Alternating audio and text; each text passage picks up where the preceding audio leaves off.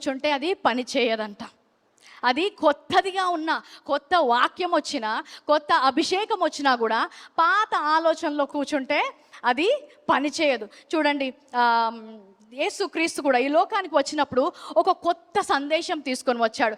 అక్కడ ఉన్న వారికి అర్థం కాలేదు. ఆయన ఆశ్చర్య కార్యాలు చేసినప్పటికీ కూడా వారికి అర్థం కాలేదు. లూకాసు వార్త 13వ అధ్యాయంలో, లూకాసు వార్త 13వ అధ్యాయంలో యేసుక్రీస్తు వచ్చి ఒక స్త్రీని ఆయన స్వస్థపరుస్తాడు. ఆమె చాలా కాలంగా బాధపడుతుందంట. ఎప్పుడు చూడని అద్భుత కార్యము వారిలో చూశారు. ఆమె ఏంటంట, వంగిపోయి ఉందంట. వంగిపోయి ఉంది అంటే అసలు ఏదో వెనక భుజం వంగడం కాదు, కానీ షీ వాజ్ డబల్డ్ అప్ అంటాడు. అంటే ఆమె తల ఆమె కాళ్ళకు అంటుకుంటుందంట.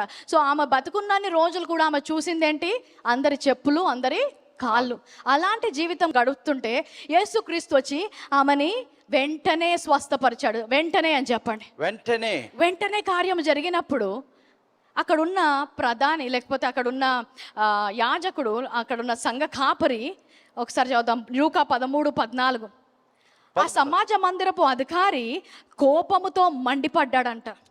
అదేంటి, అద్భుతాలు చేస్తే చప్పట్లు కొట్టాలి, కానీ ఈయన కోపంతో ఎందుకు మండిపడుతున్నాడు? ఎందుకంటే పాత తిత్తులో కొత్త ద్రాక్షారసం వేయబడుతుంది. ఇప్పటి వరకు కూడా ఎవ్వరు సబ్బాతు రోజు ఏ పని కూడా చేయొద్దు, నువ్వు ఎలాగ